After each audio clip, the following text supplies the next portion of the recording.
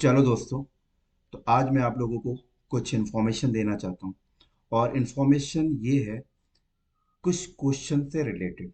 बहुत सारे लोग मुझे मैसेज करते हैं, कॉल करते हैं और मुझसे कुछ क्वेश्चंस डिस्कस करते हैं। और जो क्वेश्चंस डिस्कस करते हैं वो सारे क्वेश्चंस मैं आपके सामने लिख के रखा हूँ। तो कई बार ऐसा होता है कि मैं बहुत सारे लोगों का कॉल नहीं उठा पाता, उन्हें मैसेज का रिप्लाई नहीं कर पाता, कहीं ना कहीं मैं अपने काम में बिजी रहता हूँ। तो मैंने सोचा कि इन सारे बंदों का जो भी क्वेश्चंस होता है वो सारे क्वेश्चंस यहाँ पे मैंने लिखे हैं, और इन सारे क्वेश्चन का रिप्लाई मैं एक वीडियो बना के ब्रॉडकास्ट कर रहा हूँ, जिससे कि उन्हें सारे आंसर मिल जाएं। और आने वाले टाइम में भी लोगों के क्वेश्चंस होते हैं, उन्हें भी सारे आंसर मिलते रहेंगे। ठीक है। तो क्वेश्चन नंबर फर्स्ट ये है, आईटी प्रोसेस मैनेजमेंट। बहुत सारे बंदे मुझे पूछते हैं कि सर आईटी इंडस्ट्री में किस टाइप का प्रोसेस होता है। इस टॉपिक पे हम लोग डिस्कस करेंगे। दूसरा क्वेश्चन लोगों का होता है कि what kind of job doing in DevOps profile. DevOps profile में किस टाइप की जॉब होती है। बहुत सारे बंदे डेवलपमेंट बैकग्राउंड से होते हैं, जो 10-10 साल से डेवलपमेंट में काम कर रहे हैं। उनके दिमाग में एक क्वेश्चन होता है। क्यों क्वेश्चन इसलिए होता है कि वो डेवलपमेंट में काम कर रहे हैं, अब उन्हें सडनली वो मार्केट में ये सुनने को मिलता है, यार डेवऑप्स प्रोफाइल में बहुत जॉब आ रही है आज के टाइम पे आईटी इंडस्ट्री में, पूरे वर्ल्ड में। बट उनके दिमाग में क्वेश्चन ये है कि हम तो इतने सालों से डेवलपमेंट कर रहे हैं, अगर हम डेवऑप्स प्रोफाइल में जाते हैं तो किस टाइप की जॉब हमें मिलेगी, किस टाइप का काम हमें इंडस्ट्री में करना होगा। ये क्वेश्चन उनके दिमाग में होता है, जो इस वीडियो में मैं क्लियर करूंगा। ये क्वेश्चन सिर्फ डेवलपमेंट वाले बंदों का नहीं होता है, कई ऐसे बंदे भी होते हैं जो बहुत सालों से सिस्टम एडमिनिस्ट्रेटर की प्रोफाइल पे काम कर रहे हैं। लाइक ओएस एडमिनिस्ट्रेटर पे काम कर रहे हैं, ओएस की ट्रबल शूटिंग पे काम कर रहे हैं, मॉनिटरिंग पे काम कर रहे हैं, राइट, नेटवर्क एडमिनिस्ट्रेटर पे काम कर रहे हैं कई सालों से आर्किटेक्चर में काम कर रहे हैं, ऑन प्रोमाइसिस डेटा सेंटर में काम कर रहे हैं। अब वो डेवॉप्स प्रोफाइल पे जाना चाहते हैं, तो उनके दिमाग में भी क्वेश्चन होता है कि किस टाइप का जॉब हमें मिलेगा, किस टाइप का काम हमें डेवॉप्स प्रोफाइल में करना होगा। राइट, ये सारे क्वेश्चन आज मैं इस वीडियो के माध्यम से रिप्लाई करूंगा। ठीक है। तीसरा क्वेश्चन हमारा ये है, how to switch yourself other IT job to DevOps profile. Right, तो ये क्वेश्चन सेकंड नंबर क्वेश्चन से मिलता जुलता है थोड़ा, कि हम आईटी इंडस्ट्री में अदर प्रोफाइल पे हैं, हम अपने आप को डेवॉप्स प्रोफाइल पे लेके जाना चाहते हैं, तो कैसे स्विच करेंगे। इस टॉपिक पे भी हम लोग डिस्कस करेंगे। फोर्थ नंबर क्वेश्चन हमारा ये, how to manage your previous experience. आप अपने पुराने एक्सपीरियंस को कैसे मैनेज कर सकते हो। प्रीवियस एक्सपीरियंस का मतलब, आप डेवलपमेंट में 10 साल से हो, डेवॉप्स में जाओगे तो अपने पुराने एक्सपीरियंस को कैसे मैनेज करोगे। आपका पुराना एक्सपीरियंस नेटवर्क एडमिनिस्ट्रेटर का है, आपने बहुत बड़ी बड़ी कंपनी में डेटा सेंटर में स्विचेस राउटर्स फायरवॉल कॉन्फ़िगर किए, इंस्टॉलेशन किए, सब कुछ आपने किया। आप अगर डेवॉप्स प्रोफाइल में जाओगे तो आप अपने इन एक्सपीरियंस को कैसे मैनेज करोगे, इस टॉपिक पे डिस्कस करेंगे।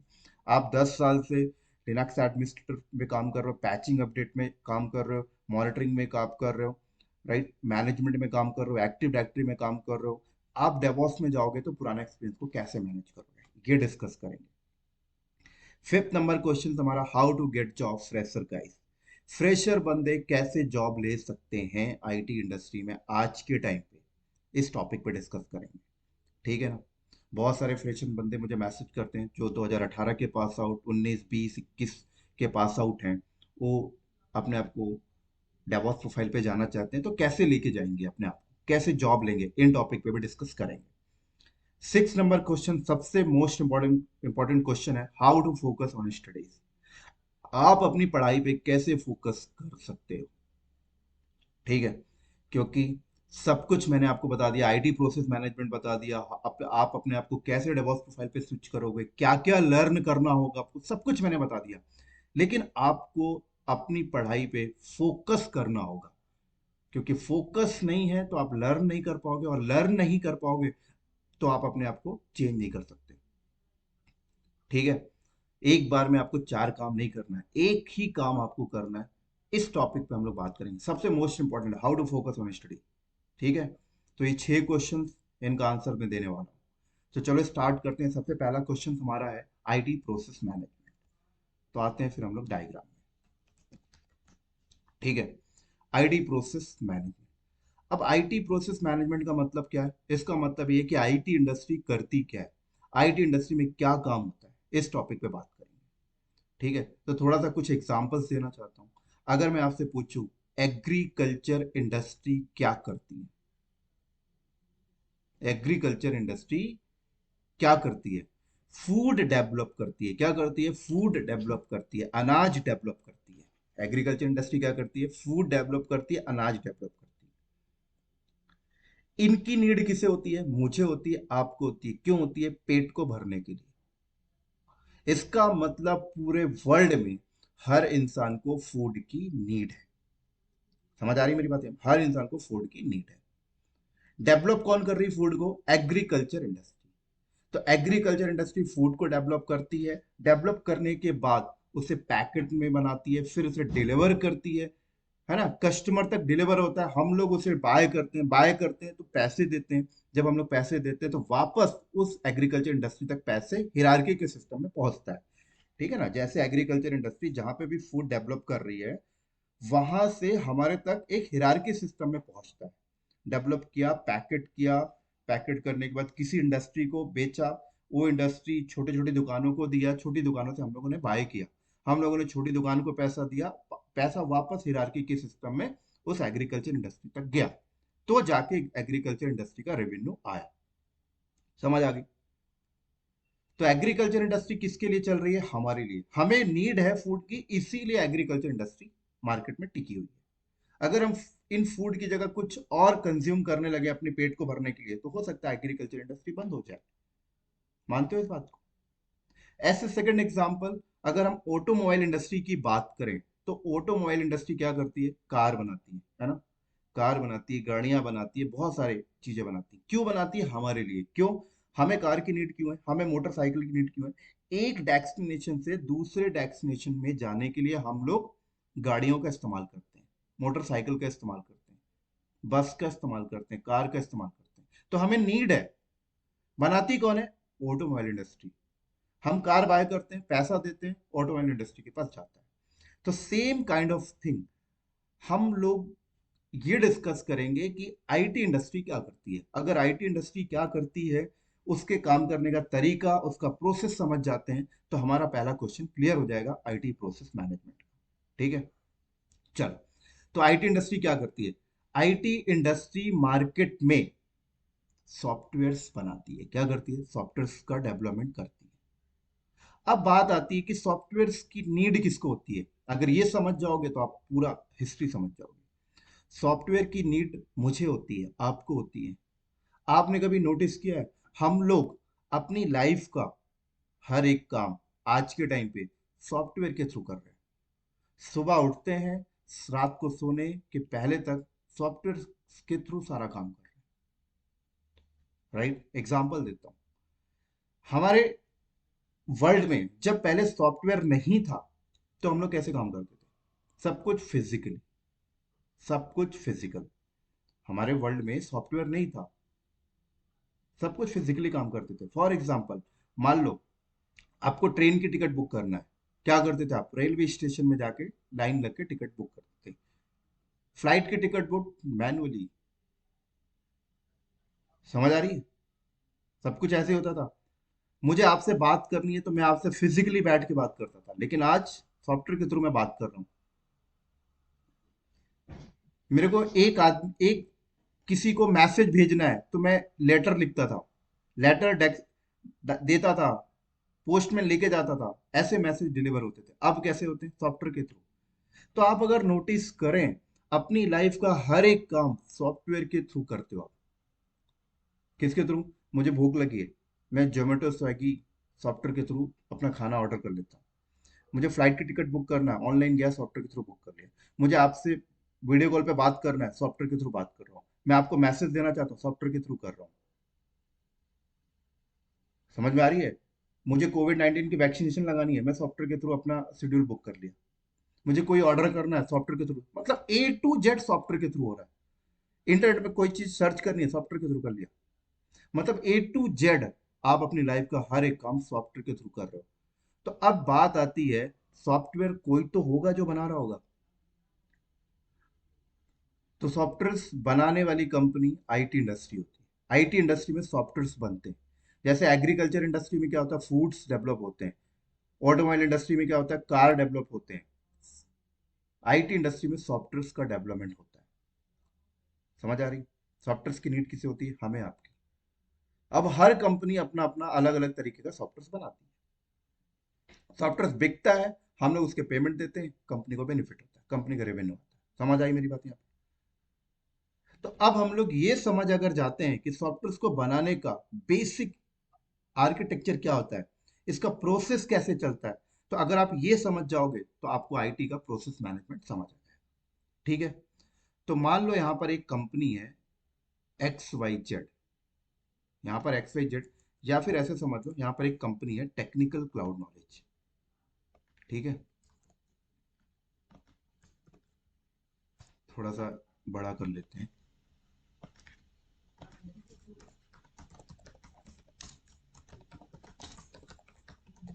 ठीक है? यहाँ पर ऐसे समझ लो एक कंपनी है टेक्निकल क्लाउड नॉलेज।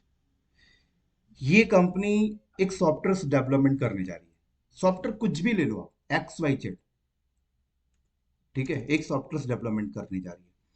इस कंपनी को सबसे पहले क्या करना होगा, कंपनी डिसीजन करेगी कि सॉफ्टवेयर जो भी हम लोग बना रहे हैं, राइट, उस सॉफ्टवेयर को बनाने के लिए हम कौन सी लैंग्वेज का यूज करेंगे। क्योंकि सॉफ्टवेयर को बनाने के लिए आपको कोड राइट करना होगा। सॉफ्टवेयर हो कुछ भी हो, एक्सवाइजेड, क्या कोड राइट करना हो, तो कोड को कौन सी लैंग्वेज में हम लोग राइट करें। बहुत सारी लैंग्वेज आपके मार्केट में है, पाइथन, जावा, सी प्लस प्लस, गो, बहुत सारी है। ठीक है? हमने सिलेक्शन भी कर दिया लैंग्वेज का। अब क्या होगा, इस कोड को कौन राइट करेगा? तो उसके लिए इस कंपनी को डेवलपर चाहिए। क्या चाहिए? डेवलपर। अब अगर छोटा सा एप्लीकेशन होगा तो हो सकता है एक दो डेवलपर में काम हो जाए। अगर बड़ा एप्लीकेशन बना रही है, जैसे बड़ा एप्लीकेशन मतलब जैसे कि काइंड ऑफ ओएस, जैसे माइक्रोसॉफ्ट बनाती है ना ओएस, विंडो 10, तो ये तो बड़ा एप्लीकेशन है। तो इसको बनाने के लिए बहुत सारे डेवलपर्स चाहिए। तो डिसाइड करेगी कंपनी, छोटा काम है तो छोटे कम डेवलपर, बड़े काम है तो बड़े डेवलपर। हम यहाँ पर समझने के लिए ऐसे लेते हैं कि कंपनी ने दो डेवलपर्स हायर कर लिए। क्या कर ली? दो डेवलपर्स हायर कर लिए। कंपनी ने दो डेवलपर्स हायर कर लिए। अब दो डेवलपर्स हायर किए, दोनों डेवलपर को लैपटॉप असाइन कर दिया गया। उनके लैपटॉप में उबंटू डाल दिया या फिर विंडोज से रिलेटेड ओएस डाल दिया। जिस सॉफ्टवेयर में काम करने वाले हैं, जिसमें कोडिंग लिखने वाले हैं, उससे रिलेटेड प्लेटफॉर्म बना के दे दिया, सब कुछ रेडी करके दे दिया। अब ये लोग यहाँ पर अपना कोड राइट कर रहे हैं। क्या कर रहे? कोड राइट कर रहे हैं। कोड राइट इन्होंने कर लिया। कोड राइट किया, अब कंपनी क्या करेगी, जो कोड राइट किया है डेवलपर ने, उस कोड की क्वालिटी को टेस्ट करेंगे, उस कोड की सिंटैक्स को टेस्ट करेंगे। राइट? ऐसा तो नहीं कि कोड में कोई बग हो, कॉपीराइट्स हो, उसका सिंटैक्स सही है या नहीं है, सारी चीज चेक करेंगे। तो इन दोनों डेवलपर के कोड को कलेक्ट करेगी कंपनी। कैसे कलेक्ट करेगी? कलेक्ट करने के बहुत सारे वे हैं। डेवलपर 1 को बोले आप पेन ड्राइव में दे दो, डेवलपर 2 को भी एक बोले एक पेन ड्राइव में दे दो। ऐसे अगर 100 डेवलपर होंगे तो 100 डेवलपर को बोले कि लाओ भाई पेन ड्राइव में दे दो। सारे डेवलपर का कोड पेन ड्राइव में लेगी और फिर मर्ज करेगी। कैसे मर्ज करेगी? मर्ज करेगी मैनुअल जैसे करना होगा, कोई एक्सपीरियंस डेवलपर रखेंगे, उनके थ्रू बोलेंगे भाई मर्ज करो। लेकिन ऐसे मैनुअल वे पे मर्ज करने में बहुत टाइम लग जाता था। तो कंपनी ने बोला कि कुछ ऐसा सिस्टम है जो इजी हो जाए मर्जिंग करने में भी। तो बिल्कुल है। तो कंपनी ने क्या किया, डेवलपर के सिस्टम में गिट इंस्टॉल कर दिया। क्या किया? गिट। गिट इंस्टॉल कर दिया और बोला डेवलपर को कि आप अपना कोड राइट करो, आप अपना कोड राइट करो। जब कोड आपको लगे कि आपके एंड से ओके है, तो आप कमिट करके एक सेंट्रलाइज रेपोजिटरी हमने बना रखा है गिटहब में, उस सेंट्रलाइज रेपोजिटरी में आप पुश कर दिया करना। तो कंपनी ने यहाँ पर क्या किया है, एक यहाँ पर गिटहब सर्वर भी लगा के रखा है। क्या लगा के रखा है? GitHub server. ठीक है? और डेवलपर के लैपटॉप में गिट। इंस्टॉल। और गिटहब में एक रेपोजिटरी बना रखा है। रेपोजिटरी का लिंक इन दोनों डेवलपर को दे दिया गया है और कहा गया है कि जब भी आप कोड आपका आपके एंड से सक्सेसफुल हो जाए तो आप कमिट करके गिटहब में पोस्ट कर दिया करें। ऐसे 2000 डेवलपर होंगे, कोई फर्क नहीं पड़ता, 2000 के 2000 डेवलपर को सेम लिंक दे दिया जाएगा। वो अपना कोड राइट करेंगे और गिटहब में आके पोस्ट कर दिया करेंगे। गिटहब में पूरा का पूरा कोड कलेक्ट हो जाया करेगा। तो कंपनी ने ऑटोमेशन सिस्टम यूज कर रखा है। पहले मैनुअल कर रही थी, मैनुअल हटा दी, पेन ड्राइव के थ्रू बहुत टाइम लगता। कंपनी ने क्या किया, सारे डेवलपर के लैपटॉप में गिट गिट इंस्टॉल कर दिया। डेवलपर को लैपटॉप असाइन करने से पहले जब उनके लैपटॉप में विंडोज डाला जाता था, सिक्योरिटी मेंटेन किया जाता था, पेन ड्राइव ब्लॉक करना, कोई भी कंपनी में अगर कोई इंप्लॉय ज्वाइन करता है तो उसको एक लैपटॉप असाइन किया जाता है। तो लैपटॉप असाइन करता है तो उस लैपटॉप को पूरा रेडी करके देते हैं, A to Z।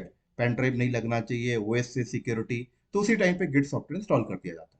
उसी टाइम पे डेवलपर को बोल दिया जाता था कि ये गिटहब रेपोजिटरी है, इस रेपोजिटरी में आपको पोस्ट करना है, वो यहाँ पे रखा हुआ है। ठीक है। अब यहाँ पर एक क्वेश्चन आ जाता था कि गिटहब रेपोजिटरी डेवलपर को किस लेवल पे एक्सेस देना है, राइट्स का देना है, रीड का देना है, या डेवलपर घर जाने के बाद भी उस रेपोजिटरी को एक्सेस कर पाए, किस लैपटॉप से एक्सेस होना चाहिए, किस टाइम तक एक्सेस होना चाहिए, ये परमिशन की चीज आती है। तो कंपनी एक इंजीनियर हायर कर लेती थी, गिटहब इंजीनियर। वो पूरा गिटहब सर्वर को देखता था। ठीक है। तो कंपनी ने क्या किया, डेवलपर से कोड राइट करवाया और गिटहब में लाके कलेक्ट कर लिया, तो सारे कोड कलेक्ट हो जाते हैं। अब कोड कलेक्ट होने के बाद नेक्स्ट प्रोसेस क्यों करना होगा, क्योंकि सॉफ्टवेयर तो अभी बना नहीं है। तो नेक्स्ट प्रोसेस क्या होगा, कंपनी ने जो कोड कलेक्ट किया है, इस कोड की टेस्टिंग करते थे। कोड का सिंटेक्स ओके है या नहीं है, कोड में कोई बग तो नहीं है, कोई कोड में कोई लाइन डुप्लीकेट रिपीट तो नहीं हो रही, कोड किसी का कॉपीराइट तो नहीं है, ऐसा। तो ये सारे कोड का क्वालिटी टेस्ट करने के लिए कंपनी के पास ये दो तरीका है। एक तो मैनुअल वे है, एक एक्सपीरियंस डेवलपर रख ले, वो सारा चेक कर ले मैनुअल, या एक ऑटोमेशन। समझ आ गई। तो कंपनी अगर ऑटोमेशन करना चाहती है तो कैसे करेगी, ऑटोमेशन करना चाहती है तो यहाँ पर एक सर्वर लगाएगी और इस सर्वर पे एक टूल इंस्टॉल कर देगी, ऐसा टूल इंस्टॉल कर देगी जो कोड का सिंटेक्स चेक करता हो। तो बहुत सारे टूल मार्केट में अवेलेबल है, लेकिन जो सबसे फेमस टूल है वो है सोनार क्यूब। ठीक है। दो तरीका मैंने बताया, एक तो कंपनी मैनुअल भी कर सकती है, लेकिन कंपनी ने एक टूल लगाया सोनार क्यूब नाम का, और बोला हम सोनार क्यूब के थ्रू टेस्ट करेंगे अपनी कोड की सिंटेक्स को। समझ आई मेरी बात यहाँ पे। तो सोनार क्यूब लगा लिया कंपनी ने। अब उसके बाद कंपनी ने बोला कि हमारा जो सोनार क्यूब के थ्रू हमने कोड की पूरी सिंटेक्स क्वालिटी सब कुछ टेस्ट कर लिया, अब नेक्स्ट प्रोसेस हमारा क्या होगा। तो जब कोड की क्वालिटी सब कुछ टेस्ट हो गई है, तो अब उसको बिल्ड करें। जब बिल्ड करेंगे तब जाकर वो सॉफ्टवेयर बन के आएगा। तो बिल्ड करने के लिए दो तरीका होता है, मैनुअल बिल्ड कर सकते हो आप, मैनुअल जो भी लैंग्वेज आप यूज करते हो उस लैंग्वेज में कमांड होती है मैनुअल बिल्ड करने के लिए, या फिर आप ऑटोमेशन से बिल्ड कर सकते हो। तो कंपनी ने बोला कि मैनुअल बिल्ड तो ठीक है, टेम्परेरी है, ऑटोमेशन बिल्ड करना चाहते हैं, तो कंपनी ने ऑटोमेशन बिल्डिंग के टूल यहाँ पे लगा लिया।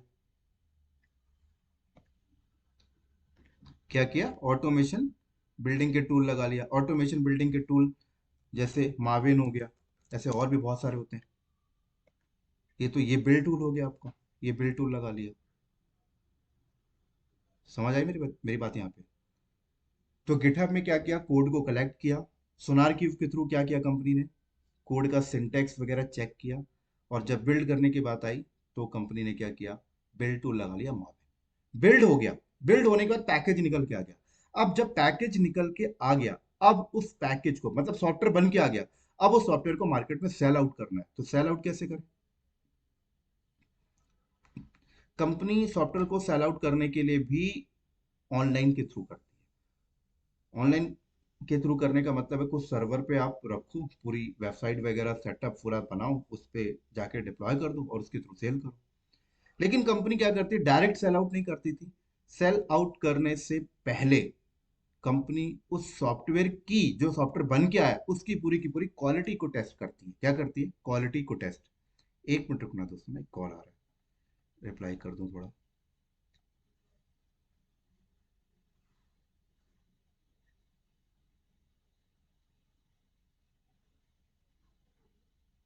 सॉरी। तो कंपनी क्या करती है, डायरेक्ट अपने सॉफ्टवेयर जो बन के आया उसको डायरेक्ट सेल ना करके उस सॉफ्टवेयर की क्वालिटी को टेस्ट करती है। डायरेक्ट सेल क्यों नहीं किया जाता? मान लो आपके सॉफ्टवेयर में कोई बग और आपने सेल कर दिया, कस्टमर उससे यूज करने लगा और पता लगा बैंकिंग बैंकिंग से रिलेटेड सॉफ्टवेयर था।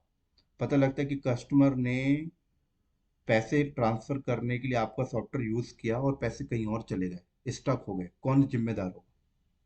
या उसका डेटा हैक हो गया, आप हो गए। तो कंपनी क्या करती है, सॉफ्टवेयर को मार्केट में सेल करने से पहले उसका पूरा का पूरा क्वालिटी को टेस्ट करती है कि सॉफ्टवेयर ऐसा तो नहीं कि बहुत ज़्यादा रैम यूज़ कर रहा है, बहुत ज़्यादा सीपीयू यूटिलाइज कर रहा है, उसका यूज़र डैशबोर्ड प्रॉपर ओपन हो रहा है कि नहीं, सारी चीज़ें करती है।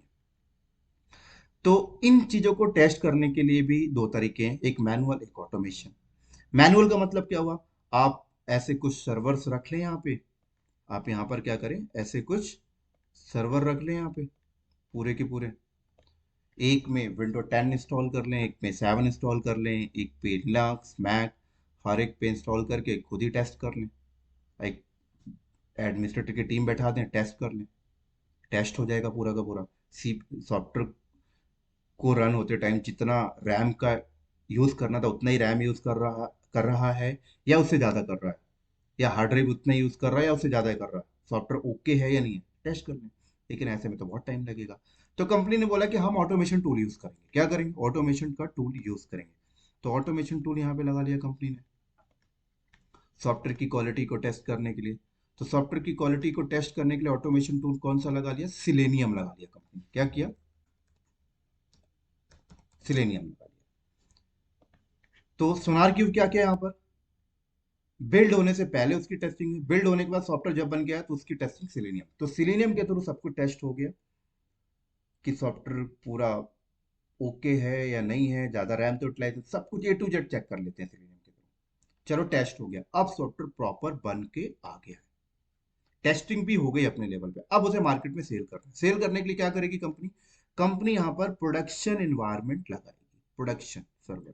ये कंपनी के सर्वर्स होंगे, जैसे ये सर्वर हो गए, ये एक सर्वर हो गया, ठीक है, ये कंपनी का एक सर्वर है। और ये सर्वर इंटरनेट से कनेक्टेड है, मान लो ये सर्वर क्या है, इंटरनेट से कनेक्टेड है। और ये इंटरनेट में कस्टमर बैठे हुए हैं, ये कस्टमर है। तो ये सॉफ्टवेयर उठा के यहाँ पे इंस्टॉल किया और कस्टमर को इसका एड्रेस दे दिया, इस सर्वर का address, IP address, customer hit करके एक्सेस करने लग गए, ऐसे करने लग गए। अब एक बात बताएं, कस्टमर इस सर्वर की आईपी को हिट करके एक्सेस करने लग गए, ये जो सर्वर लगा था इसकी भी एक कैपेसिटी होगी, इतनी जीबी रैम, इतना हार्ड ड्राइव, इतना सीपीयू। मान लो इस पे 32 GB रैम लगी हुई है और इस हार्डवेयर की कैपेसिटी की at the moment of time एक बार में 1000 यूजर को हैंडल कर पाता है। एक बार में 1000 यूजर आते हैं तो सही चलता है, उससे ज्यादा आते हैं तो ये बोटल नेक होने लग जाता है। और मान लो उससे ज्यादा यूजर आ गए तो बोटल नेक हो जाएगा। तो कंपनी बेस्ट वे क्या यूज करती है, कंपनी बेस्ट वे ये बोलती है कि इस सिलेनियम जो सर्वर था इसको थोड़ा सा हम लोग ना स्पेस लेते हैं यहाँ पर,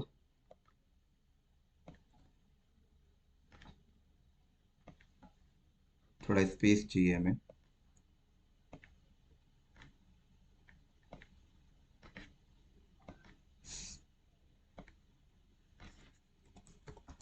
ये हो गया मार्विन और ये हो गया सिलेनियम, ठीक है। तो कंपनी यहाँ पर क्या करती है, यहाँ पर कंपनी एक सर्वर रखी, जैसे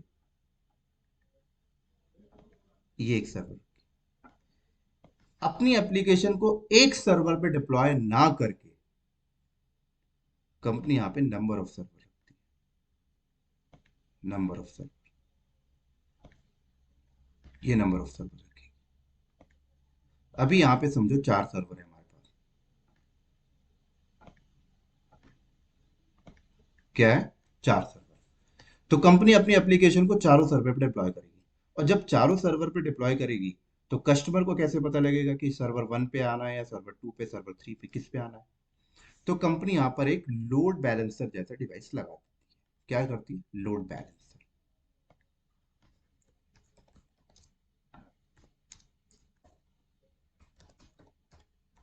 ठीक है, लोड बैलेंसर डिवाइस लगा देती है। और कंपनी बोलती है कस्टमर को कि आप सर्वर पे को एक्सेस ना करें, आप लोड बैलेंसर को हिट करें। लोड बैलेंसर बैकएंड में सर्वर तक आपकी रिक्वेस्ट को पहुंचा दिया करेगा, सिंगल पॉइंट बनाने के लिए। ठीक है ना? तो ऐसे लोड बैलेंसर लगा दिया। अब लोड बैलेंसर के एक आईपी एड्रेस है। बट आपने देखा कि कंपनी में हम लोग कभी भी किसी भी वेबसाइट को एक्सेस करते हैं, जैसे फेसबुक को करें या गूगल को करें, तो हम कभी भी फेसबुक या गूगल के लोड बैलेंसर की आईपी को हिट नहीं करते, हम तो नाम को हिट करते हैं। नाम बोले तो www.google.com, www.fe.com। ठीक है? तो क्योंकि नाम सब लोग याद रख लेते हैं, तो कंपनी यहां पर भी ऐसा चाहती है कि बंदा लोड बैलेंसर की आईपी को डायरेक्ट हिट ना करे, नाम को हिट करे। तो कंपनी यहाँ पे डीएनएस सर्वर लगा देती थी। क्या करती थी? DNS server. यहाँ पर कंपनी ने क्या किया? डीएनएस सर्वर लगा दिया। और जब डीएनएस लगा दिया तो यहाँ पर नाम आ गया, जैसे www.tck technical cloud knowledge dot com या संजय.com, ऐसे आ गया। ठीक है? और ये डीएनएस आपका इंटरनेट है पूरा।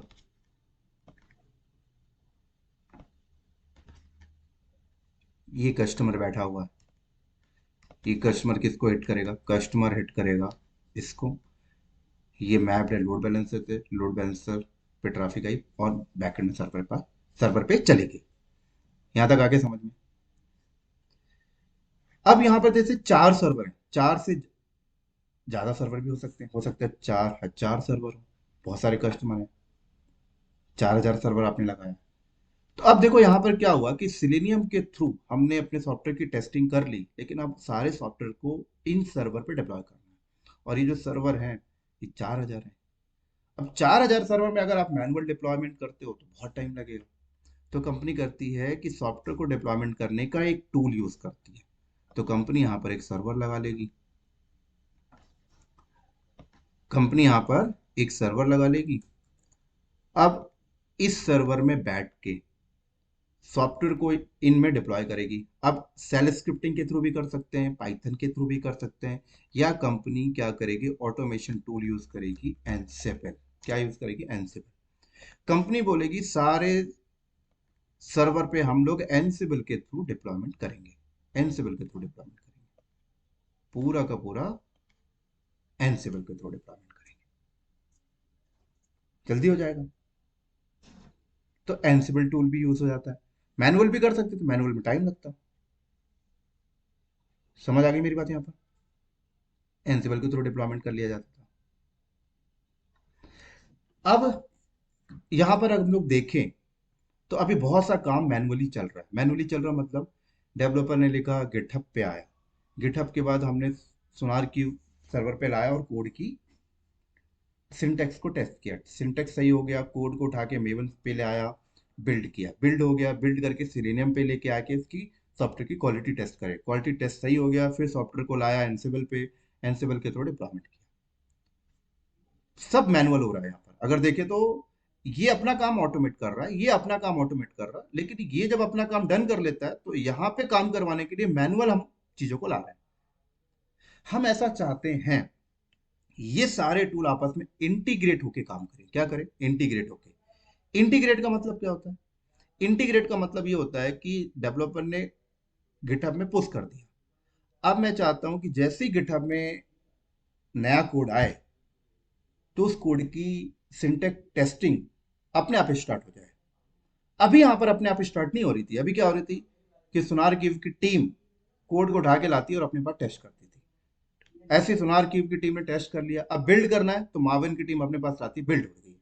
हम ऐसा चाहते हैं कि जैसे ही नया कोड आए, जैसे ही नया कोड आए तो ऑटोमेट उसकी सिंटेक्स टेस्टिंग स्टार्ट हो जाए। सिंटेक्स टेस्टिंग ओके हो जाए तो बिल्डिंग का प्रोसेस होने लगे, बिल्ड हो जाए तो सिलेनियम में टेस्ट हो जाए, टेस्ट हो जाए तो एनसिबल के पास आ जाए, एनसिबल के पास आ जाए तो एनसिबल अपने आप सर्वर पे अपलोड मार दे, डिप्लॉयमेंट कर दे। ऐसा चाहते हैं। तो ऐसा करने के लिए आपको इंटीग्रेट करना पड़ेगा सारे टूल को, और सारे टूल को इंटीग्रेट करने के लिए आप क्या यूज करते हैं, कौन सा टूल यूज करेंगे, आप यूज करेंगे यहाँ पर जेनकिंस, मोस्ट फेमस टूल। तो जेनकिंस क्या करेगा, हर एक टूल को आपस में इंटीग्रेट करके देगा। जेनकिंस में प्लगइन्स इंस्टॉल करो और प्लगइन से सारा चीज आप कर सकते हो। तो आपस में इंटीग्रेट करने का काम कौन कर रहा है, जेनकिंस। तो जेनकिंस जब आपस में सारे टूल को इंटीग्रेट कर देगा तो क्या होगा, डेवलपर जैसे ही कोड लिखेगा, कोड पुश मारेगा, जैसे ही नया कोड आएगा उसके सोनार क्यूब अपना जॉब स्टार्ट कर देगा, जैसे ही सोनार क्यूब का जॉब खत्म मावेन अपना जॉब स्टार्ट कर देगा, जैसे ही मावेन का काम खत्म सिलीनियम कर देगा, सिलीनियम का जैसे ही काम खत्म एंसिबल के पास आएगा, एंसिबल अपना काम स्टार्ट कर देगा डिप्लॉयमेंट, जैसे ही अपडेट किया कस्टमर को नया पेज मिल जाएगा। समझ आई मेरी बात यहाँ पे, यहाँ तक क्लियर है। अब कंपनी, अब जैसे कंपनी मान लो ऐसी एप्लीकेशन बना रही है जो पूरी की पूरी वेबसाइट बेस है, वेब ब्राउजर बेस है, साथ में यूजर नेम ऑथेंटिकेशन बेस है, डेटाबेस बेस भी है। तो कंपनी क्या करते हैं, इन सर्वर, एक ही सर्वर पे चाहे तो एप्लीकेशन सर्वर भी इंस्टॉल कर ले, डेटाबेस भी कर ले, वेब भी कर ले, ऐसा भी कर सकती है कंपनी।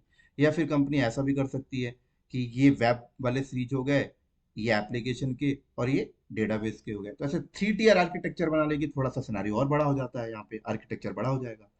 3 टियर आर्किटेक्चर क्या होता है आगे देखेंगे, अभी इतना समझो। क्लियर। अब कंपनी के सामने एक और चैलेंजेस आ सकता है। चैलेंजेस ये होता है कि मान लो ये प्रोडक्शन है, ये पूरा लाइव है, ये पूरा क्या है, लाइव चल रहा है, ये प्रोडक्शन पूरा लाइव चल रहा है। कंपनी ने सॉफ्टवेयर सब कुछ बन के ओके आया, एनसिबल ने डिप्लॉयमेंट करने गया, एनसिबल यहाँ पे डिप्लॉयमेंट करता है, डिप्लॉयमेंट करते ही सारे सर्वर में कुछ प्रॉब्लम आ गई, सारे सर्वर में कुछ प्रॉब्लम आ गई, तो कस्टमर को एक्सेस होना तो बंद हो जाएगा। क्या होगा, सर्वर पे प्रॉब्लम आ गई तो एक्सेस होना बंद हो जाएगा।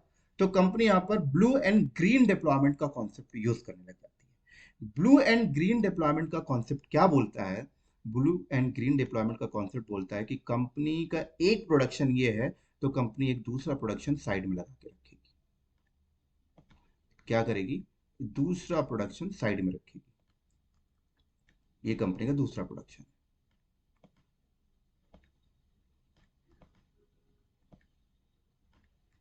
दूसरा प्रोडक्शन सर्वर। इस दूसरे प्रोडक्शन सर्वर के भी लोड बैलेंसर होंगे।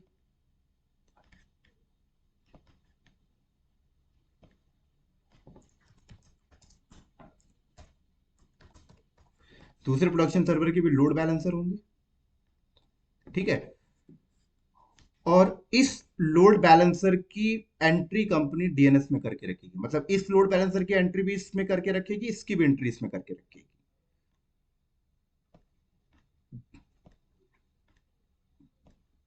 ठीक है। और डीएनएस में ऐसी सेटिंग करके रखेगी कि प्राइमरी ये लोड बैलेंसर है, सेकेंडरी ये लोड बैलेंसर है, ऐसी सेटिंग करके रखेगी। तो जब कस्टमर हिट करेगा तो डीएनएस चेक करेगा, डीएनएस को बताया गया है कि प्राइमरी लोड बैलेंसर ये है, सेकेंडरी है, पहले ट्रैफिक इसको भेजना है, जब ये कभी डाउन हो, इसकी एप्लीकेशन डाउन हो या लोड बैलेंसर डाउन हो, तो ट्रैफिक इधर आप भेजना, ऐसा ऐसा करके रखेगी कंपनी। तो एनसिबल सर्वर को बोला जाएगा कि ये तो अभी लाइव है, इधर अपडेट मत करो। एनसिबल सर्वर को बोला जाएगा कि इधर अपडेट करो, इधर वाले प्रोडक्शन में अपडेट करो। तो एनसिबल सर्वर इधर वाले प्रोडक्शन में अपडेट करेगा, और जब इधर वाले प्रोडक्शन में अपडेट करेगा तो फिर हम डीएनएस में जाके स्वैपिंग का कॉन्सेप्ट यूज करेंगे कि जब ये अपडेट सक्सेसफुल हो जाए, इसको हम लोकली टेस्ट कर लेंगे, लोकली ओके होगा तो कस्टमर की ट्रैफिक को हम इधर आने देंगे, तो अपडेटेड वाली चीज इधर आ जाएगी। तो ये अभी, ये सेकेंडरी हो गया, अब ये प्राइमरी हो जाएगा, ये सेकेंडरी हो जाएगा। तो फर्दर कोई न्यू अपडेट करना होगा तो एनसिबल को बोलेंगे कि ये अभी प्राइमरी है, ट्रैफिक सारी इधर आ रही है, आप इस वाले प्रोडक्शन में अपडेट करें। इस वाले प्रोडक्शन में जब अपडेट हो जाएगा तो डीएनएस में जाके बता देंगे कि स्वैपिंग कर दो, ट्रैफिक ट्रैफिक इधर ला दो। ऐसी सेटिंग करके रखते हैं, इसको कहते हैं ब्लू एंड ग्रीन डिप्लॉयमेंट। जो लैब करेंगे तो समझेंगे। ये कॉन्सेप्ट यहाँ पे समझ में आया, यहाँ तक क्लियर है सब, ठीक है। तो आईटी प्रोसेस मैनेजमेंट में अगर आप समझें तो क्या समझ पाए आपने यहाँ पे, कि सॉफ्टवेयर को बनाने से मार्केट में सेल करने तक का प्रोसेस, ठीक है। यहाँ डेवलपर ने डेवलप किया सॉफ्टवेयर को, डेवलप करने के बाद आपने कलेक्ट किया, उसकी सिंटेक्स टेस्टिंग की, बिल्ड किया, सेलेनियम के थ्रू क्वालिटी टेस्ट की सॉफ्टवेयर की, एंसिबल के थ्रू प्रोडक्शन में डिप्लॉयमेंट किया, प्रोडक्शन के थ्रू कस्टमर तक पहुंचाया, और वहीं पे आपने प्राइस वगैरह सेट कर दिया था सॉफ्टवेयर का कि 30 डेज तक फ्री है, उसके बाद चार्ज है, तो बंदा पेमेंट करता है, पेमेंट गेटवे लगा रखा है, वापस आपके पास पेमेंट आती है। बिजनेस टीम लगा रखा है आपने, मार्केटिंग के लिए मार्केटिंग हो रही है। ठीक है, मार्केटिंग के बहुत सारे वे हैं। आपने देखा कि पहले लोग मार्केटिंग करते थे टीवी के थ्रू, बैनर के थ्रू। आजकल आपने देखा कि यूट्यूब में ही मार्केटिंग एड्स आने लग गए। तो कंपनी अपने प्रोडक्ट अपने अपने प्रोडक्ट की मार्केटिंग कर रही है, जैसे गूगल पे की मार्केटिंग हो रही है, फोन पे की मार्केटिंग हो, हर एक सॉफ्टवेयर की मार्केटिंग होती है। समझ आएगी मेरी बात यहाँ पे? तो आईटी इंडस्ट्री क्या करती है? सॉफ्टवेयर का डेवलपमेंट करती है। अब कंपनी ने यहाँ पर बहुत सारे प्रोसेस लगा के रखती है, बहुत सारी चीजें। जैसे कि मान लो कंपनी चाहती कि अब मान लो डेवलपर ने कोड लिखा और गिटहब सर्वर में पोस्ट किया, पोस्ट करने के बाद कुछ बग आ गया तो उसका नोटिफिकेशन आ जाए, मैनेजमेंट को ईमेल आ जाए, मैसेज आए, तो ऐसे चीजें भी इंप्लीमेंट करके रखती है। तो इन कामों को करने के लिए आप मैनुअल भी कर सकते हो, आप ऑटोमेशन से भी कर सकते हो। मैनुअल क्या है, ऑटोमेशन क्या है, ये छोड़ो, अभी ये समझो। इसी को कहते हैं IT process management. IT industry में ये प्रोसेस चल रहा होता है। अब इस प्रोसेस को चलने के लिए क्या क्या रिसोर्स चाहिए? तो इस प्रोसेस को चलने के लिए डेवलपर्स चाहिए। डेवलपर्स के बाद अगर मान लो कंपनी पूरा सेटअप ऑन प्रेमाइसिस पे लगा रही है, तो ऑन प्रेमाइसिस आर्किटेक्चर का बंदा चाहिए, है ना, गिटहब लगाया जाएगा। और मान लो 4,000 डेवलपर हैं, 4,000 डेवलपर एक बार में गिट सर्वर पे पोस्ट करें, तो गिटहब सर्वर पे भी लोड बढ़ेगा, तो इसकी भी क्लस्टर बनाई जाएगी। ऐसे ही सोनार क्यूब की भी क्लस्टर बनाई जाएगी, बिल्ट की भी बनाई जाएगी, एनसिबल की भी क्लस्टर बनाई जाएंगी। तो जब क्लस्टर बनाए जाएंगे तो नंबर ऑफ सर्वर्स बढ़ेंगे, और जब नंबर ऑफ सर्वर्स बढ़ेंगे तो बहुत सारे सर्वर्स की नीड पड़ेगी, बहुत सारे सर्वर की इंस्टॉलेशन, उसकी ओएस मॉनिटरिंग, उसका ओएस मैनेजमेंट। ऐसे ये सारे सर्वर फिजिकली अगर मान लो 5,000 सर्वर हैं, 5,000 सर्वर बिल्डिंग में रखें, तो उनकी नेटवर्किंग, उनकी ओएस मॉनिटरिंग, सारी चीज़ की नीड पड़ती है कंपनी को। बहुत बड़ा मैनेजमेंट हो जाएगा मैनुअल में, और मैनुअल में टाइम भी लगता है। फिर कंपनी ने बोला कि मैनुअल नहीं करेंगे यार, ऑटोमेशन करेंगे। तो ऑटोमेशन करेंगे तो टूल का इस्तेमाल करेगी, सारे टूल, जेनकिन जैसा टूल इंटीग्रेट करने के लिए। फिर कंपनी ने बोला कि ये जो फिजिकल सर्वर नहीं रखेंगे, क्लाउड पे लेके जाएंगे।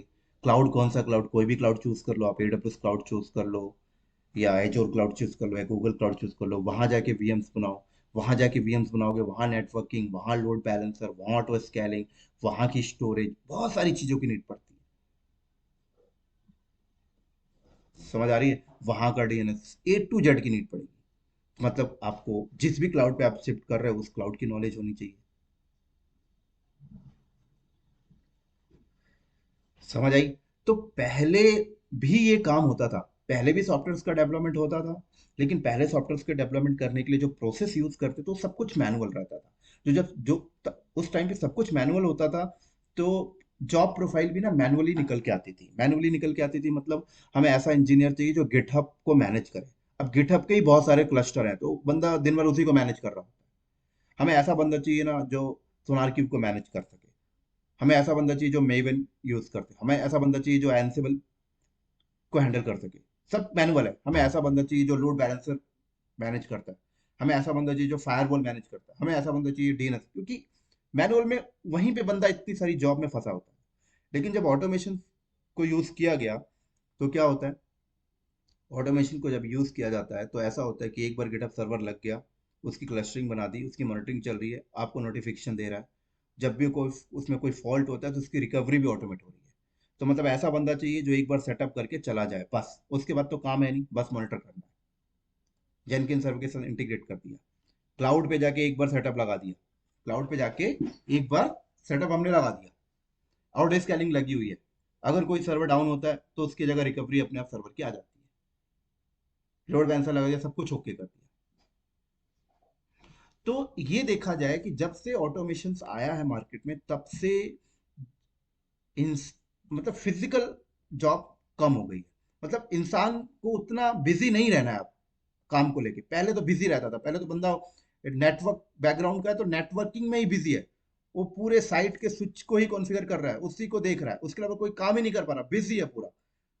5-5 हजार ओएस है, तो 5-5 हजार ओएस का ही ट्रबल शूट करते जा रहा है, पूरा दिन बिजी है। आजकल तो ओएस की ट्रबल शूटिंग करने की नीड ही नहीं है। अगर ओएस में कोई दिक्कत आएगा तो फट से उसकी जगह अपने आप ओएस रिकवर होके आ रहा है, अपने आप उसकी दूसरा ओएस हो जाता है। ये सब हो रहा है आजकल, सारा फीचर क्लाउड में आपको मिलता है।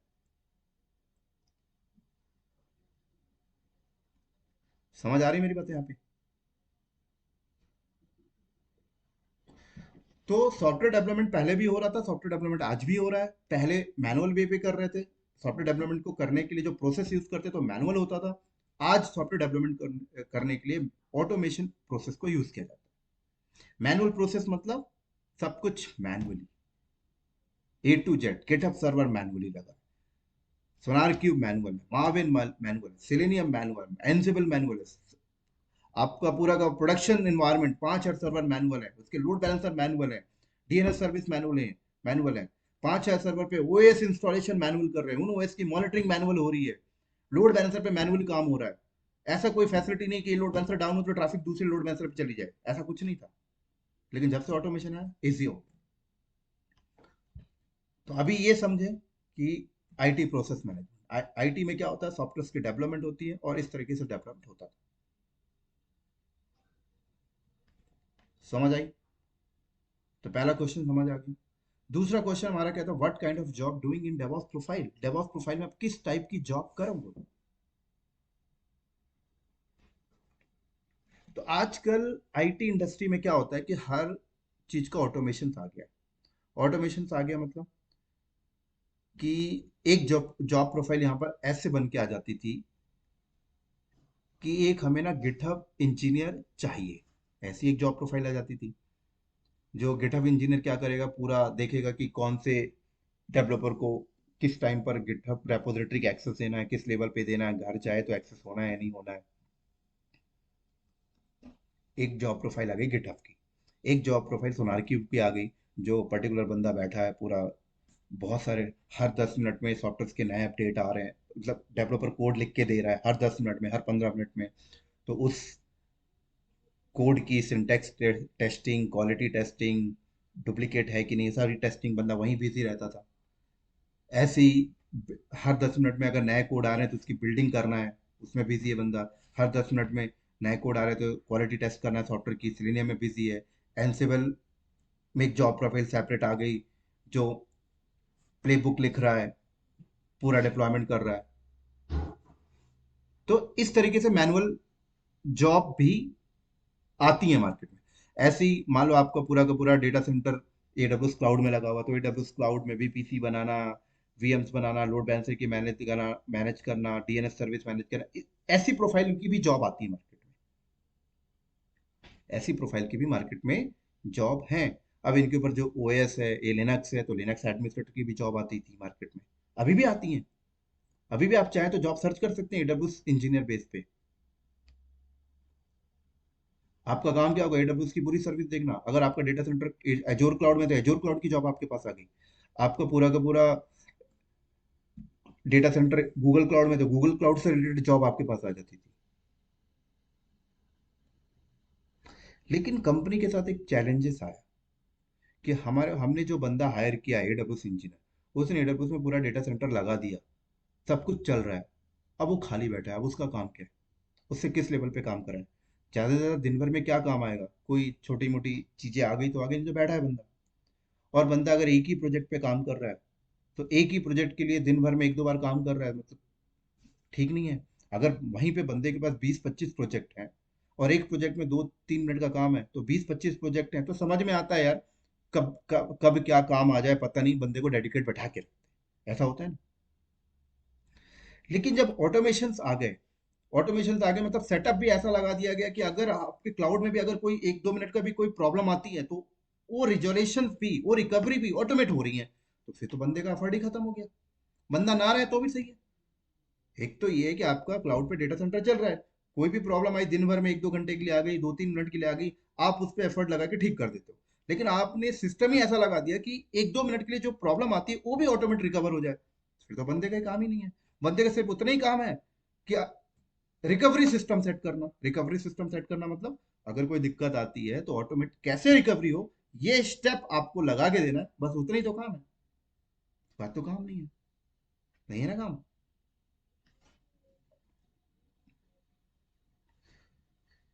तो कंपनी ने बोला कि काम करते हैं कि ऐसे बंदों से ना और भी प्रोफाइल पे काम कराते हैं, ऐसे बंदों से और भी प्रोफाइलों में हम लोग काम कराते हैं। और भी प्रोफाइल में काम कराने का मतलब क्या होता है, एक और बता देता हूँ, इस क्वेश्चन को होल्ड रखना, और भी प्रोफाइल में काम कराते हैं। एक चीज और है। अब मान लो आपने क्लाउड पे गए, ठीक है, क्लाउड पे आप गए। अब क्लाउड में जाने के बाद आपने 5,000 सर्वर लगाया लोड बैलेंसर के पीछे। हर एक सर्वर 32 GB रैम का है। 5,000 सर्वर का कॉस्ट कितना आएगा बताओ जरा, बहुत ज्यादा कॉस्ट आएगा। ठीक है। तो कंपनी ने बोला कि एक काम करते हैं ना, कॉस्ट कटिंग कैसे किया जाए। तो आपको पता है कॉस्ट कटिंग के लिए मार्केट में एक न्यू टेक्नोलॉजी आई है, जिसका नाम है डॉकर कंटेनर बेस्ड वर्चुअलाइजेशन। क्या? Container based virtualisation. एक मिनट होल्ड करना।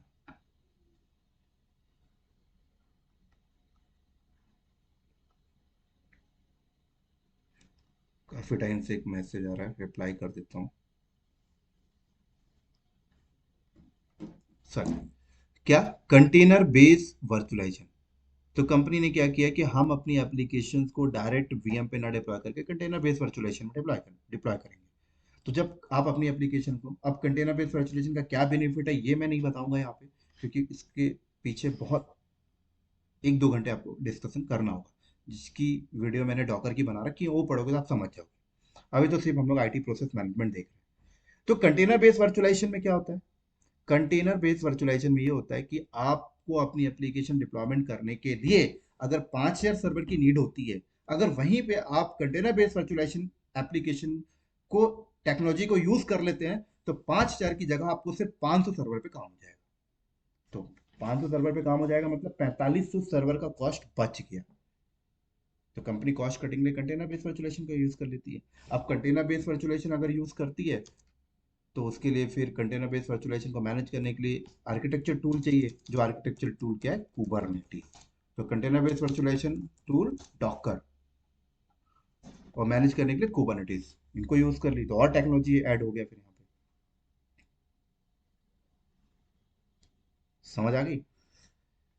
तो इसमें भी सब कुछ ऑटोमेशन, रिकवरी रहती है, सेटिंग रहती है। तो कंपनी में ऐसी जॉब प्रोफाइल भी आती है मार्केट में। अगर कंपनी का बहुत बड़ा इंफ्रास्ट्रक्चर है, बहुत सारे कंपनी के पास प्रोजेक्ट्स हैं, मान लो बहुत सारे प्रोजेक्ट्स हैं, बहुत बड़ी कंपनी है, तो कंपनी फिर ऐसे बंदे हायर करती है यार कि एडब्ल्यूएस इंजीनियर रख लेते हैं।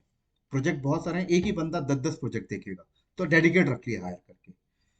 एक ही ऐसी डॉकर कुबरनेटिस का बंदा हायर कर लिया, वो बंदा क्या करेगा, एक 10-15 प्रोजेक्ट में को देख रहा है डॉकर कुबरनेटिस से रिलेटेड। ऐसे ही बंदे ने एक बंदे एनसिबल एडमिनिस्ट्रेटर हायर कर ली, वो एनसिबल एडमिनिस्ट्रेटर क्या कर रहा है, 10-15 प्रोजेक्ट्स को देख रहा है, तो डेडिकेट ज्वाइनिंग कर लिया बंदे ने। ऐसी सिलेनियम, ऐसी मेवन, सोनार गिटहब, ऐसी मॉनिटरिंग टूल का बंदा हायर कर ली जो 10-15 प्रोजेक्ट की मॉनिटरिंग देख रहा है। ठीक है। लेकिन ये जो डेडिकेट वाली प्रोफाइल होती है ना, ये जल्दी हायरिंग नहीं होती है यहाँ पर। आपसे ना मच मोर एक्सपीरियंस मांगा जाता है आईटी इंडस्ट्री का।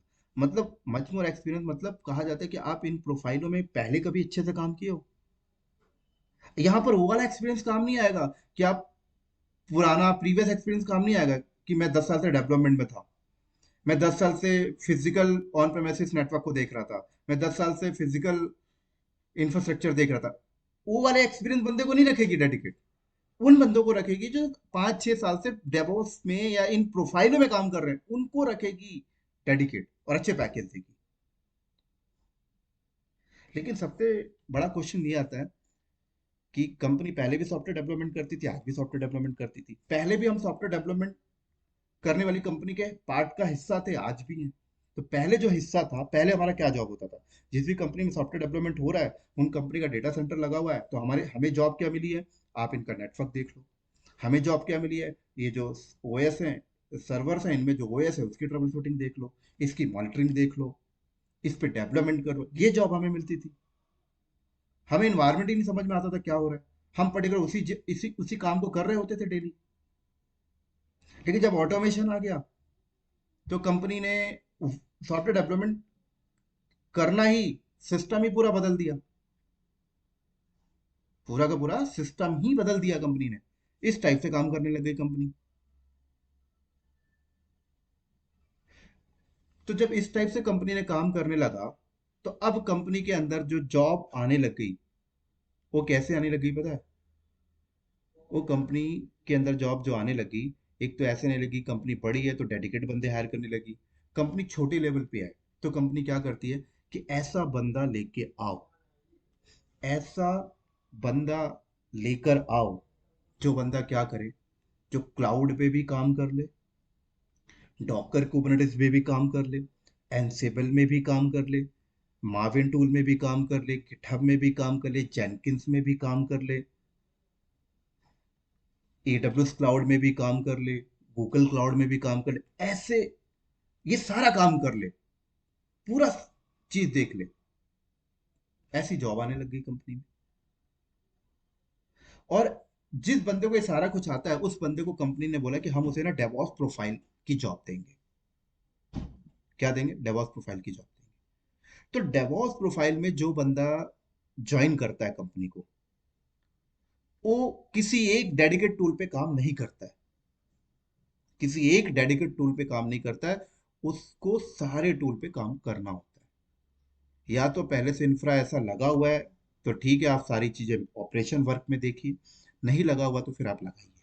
फिर वो गिटहब में भी काम करेगा, सोनार क्यूब में भी देखेगा, मार्विन में भी देखेगा, सेलेनियम को भी मैनेज करेगा, एंसिबल को भी देखेगा, इन सर्वर को भी देखेगा, क्लाउड में जो लगे हुए हैं, क्लाउड में लगे हों तो क्लाउड की नॉलेज होनी चाहिए। अगर सर्वर पे डायरेक्टली एप्लीकेशन डिप्लॉयमेंट नहीं हो रही है, कंटेनर के ऊपर ही, तो फिर डॉकर कुबरनेटिस की भी नॉलेज होनी चाहिए, मॉनिटरिंग टूल की भी नॉलेज होनी चाहिए। तो ये सारी चीज जिसको आती है उसको कहते हैं डेवऑप्स प्रोफाइल। तो कोई भी बंदा डेवऑप्स प्रोफाइल में अगर ज्वाइन करता है तो वो ये सारी चीजों को देखेगा।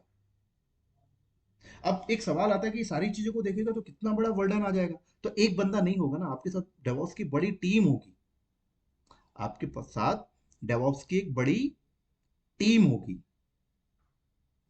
एक बार इस इंफ्रास्ट्रक्चर सेटअप को लगाने में मेहनत करनी होगी। एक बार जब ये लग जाता है तब कोई काम नहीं होता, सब कुछ ऑटोमेट चल रहा होता है। एक बार कंपनी पूरा इंफ्रा लगवाएगी आर्किटेक्चर से, और जब लग गया तो डेवऑप्स इंजीनियर का भी उतना काम नहीं है, सब कुछ चल रहा है। फिर तो उसे यही देखना है कि डेवलपर ने कोई कोड लिखा तो यहाँ पर जब पुश किया तो प्रॉपरली पुश हुआ या नहीं हुआ। पुश होने के बाद जस्ट सोनार की उसके साथ इंटीग्रेट है या नहीं है, वो देखेगी। इंटीग्रेशन में कोई दिक्कत आ गई, वो देखेगी। मार्विन उसके साथ इंटीग्रेट है कि नहीं है, वो देखेगी। सेलेनियम है या नहीं है, वो देखेगी। सेलेनियम प्रॉपरली सॉफ्टवेयर की क्वालिटी टेस्ट कर पा रहा नहीं कर पा रहा, वो देखेगी। सेलेनियम की इंस्टॉलेशन देखेगी, सेलेनियम की क्लस्टर बनाने की चीजें देखेगी।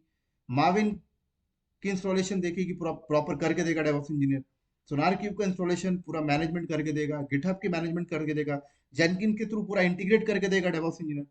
करके दे दिया है तो उसको देखेगा प्रॉपर चल रहा है कि नहीं चल रहा। डेवलपर जब कोड लिख के कमिट करता है, पुश करता है, तो ये सारे जॉब आपस में प्रॉपरली चलते हैं कि नहीं चलते, फेल तो नहीं हो रहे, जॉब फट तो नहीं रही है। कई बार क्या होता है कि कोड यहाँ पे पुश कर दिया और जब ये जॉब चलती है, सोनार क्यूब में सक्सेसफुल हो गया, मार्विन में बिल्ड के टाइम फेल्ड हो गया, तो फेल्ड क्यों हुआ वो देखेगी। एरर पड़ेगी, डेवलपर की वजह से फेल्ड हुआ, या फिर हमारा मार्विन जिस सर्वर पे चल रहा है, वो सर्वर में कोई प्रॉब्लम थी उसकी वजह से फेल हुआ, या सोनार क्यूब ने सोर्स कोड की क्वालिटी टेस्ट नहीं किया, बिना टेस्ट किए मार्विन को फॉरवर्ड कर दिया, उसकी वजह से फेल हो, पूरी चीज देखेगी। सिलेनियम क्वालिटी सही टेस्ट कर पा रहा नहीं कर पा रहा उसकी, ऐसा तो नहीं कि सिलेनियम सर्वर जिस मशीन पे चल रहा है वो मशीन का ओएस काम नहीं कर रहा, वो देखेगा डेवऑप्स इंजीनियर। एनसेबल प्लेबुक यहाँ पे प्रोडक्शन में डिप्लॉयमेंट कर पा रहा नहीं कर पा रहा, वो देखेगा। प्रोडक्शन में डिप्लॉयमेंट कर पा रहा, लेकिन हमें डिप्लॉयमेंट प्रोडक्शन सर्वर के अंदर कंटेनर पे करवाना है, तो कंटेनर को टारगेट कैसे लेना है। ऐसा तो नहीं कि 100 कंटेनर है जिसमें 80 कंटेनर में डिप्लॉयमेंट हो गए, 20 पे नहीं हुए, तो क्यों नहीं हुए। कंटेनर पे कोई नेटवर्क इशू तो नहीं है, कुबरनेटिस का कोई इशू तो नहीं है, या एडब्ल्यूएस पे जो सर्वर्स हैं उस पे कोई नेटवर्क इशू तो नहीं, ये सब चीजें मॉनिटर करके देखता रहेगा पूरा डेवलपर। ठीक है, मान लो कुछ इशू हो गया, मान लो कंटेनर में कुछ इशू है, तो उस कंटेनर को ठीक करने का काम डेवॉप्स इंजीनियर ठीक कर भाई, ये काम है। और मान लो अगर इन्वायरमेंट कंपनी का बड़ा है और कंपनी ने डेवॉप डॉकर कुबरनेटिस के अलग ही बंदे रखे हैं, तो डेवॉप्स इंजीनियर डॉकर कुबरनेटिस के बंदे को एक कॉल फॉरवर्ड कर देगा कि भाई एनसिबल के थ्रू हमने डिप्लॉयमेंट किया, 80 कंटेनर पे डिप्लॉयमेंट हुआ, 20 कंटेनर पे नहीं हुआ, क्यों नहीं हुआ, ये पर्टिकुलर इशू है, ये आप देखो। कंपनी ने आपको डेडिकेट रखा हुआ है, आप देखो। अगर कंपनी ने नहीं रखा हुआ डॉकर कुबरनेटिस इंजीनियर, तो फिर आपको ही देखना पड़ेगा।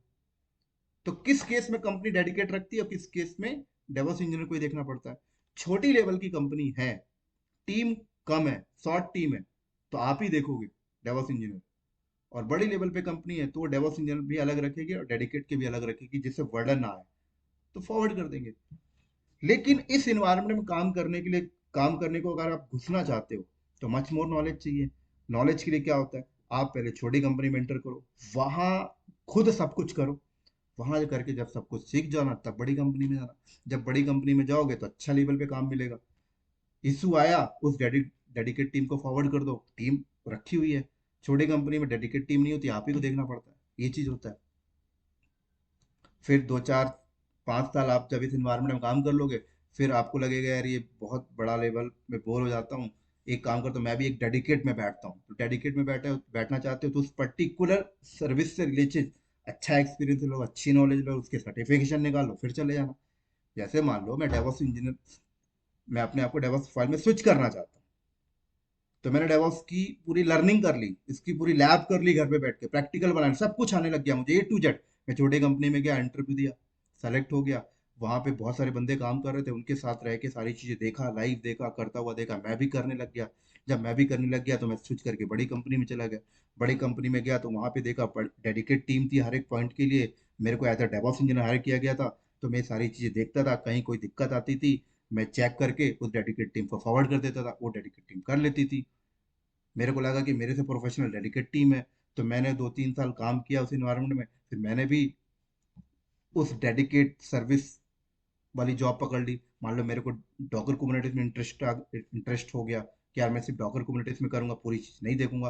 तो डॉकर कुबरनेटिस के 4 5 ट्रैक कर लिए मैंने, उनकी सर्टिफिकेशन कर ली, बड़ी कंपनी में डॉकर कुबरनेटिस प्रोफाइल पे चला गया। मान लो AWS क्लाउड पे जाना है, तो AWS क्लाउड की 4 5 सर्टिफिकेशन कर लिए, अच्छी सी नॉलेज ले ली, डेडिकेट AWS टीम पे चला गया। तो ऐसे नेक्स्ट लेवल पे होता है। ठीक है, तो हमारा what kind of job doing in DevOps profile ये समझ में आ गया। डेवॉप्स प्रोफाइल का इंजीनियर क्या जॉब करेगा, डेवॉप्स प्रोफाइल का इंजीनियर ये सारी चीजें देखेगा, पूरी चीजें की नॉलेज होनी चाहिए। गिटहब, सोनारकी, मार्विन, सेलेनियम, एंसिबल, एडब्ल्यूएस की सर्विसेज, प्राइमरी सर्विसेज जो होती हैं, अगर cloud, AWS cloud, Azure cloud, Google cloud, क्योंकि किस क्लाइंट का डेटा सेंटर कहाँ लगा हुआ है, मॉनिटरिंग टूल। अब इनमें लिनक्स आ जाएगा, लिनक्स, AWS, एजोर, डॉकर, कुबरनेटिस सब आना चाहिए। समझ आई? तो आप इसको कैसे सीख रहे होते हैं, सबसे बेसिक चीज होती है लिनक्स। लिनक्स तो आनी चाहिए, क्यों? क्योंकि गिटहब इंस्टॉलेशन करोगे तो लिनक्स के ऊपर, सोनार की इंस्टॉलेशन लिनक्स के ऊपर, मावेन लिनक्स के ऊपर, अनसेबल लिनक्स के ऊपर। तो लिनक्स सबसे पहले आना चाहिए। AWS आ जाए आपको, एजोर आनी चाहिए, गूगल क्लाउड आनी चाहिए, डॉकर आना चाहिए, कुबरनेटिस आना चाहिए, एनसेबल आना चाहिए, गिटहब आना चाहिए आपको, जेनकिंस आना चाहिए आपको, सोनार क्यू आना चाहिए आपको। ठीक है,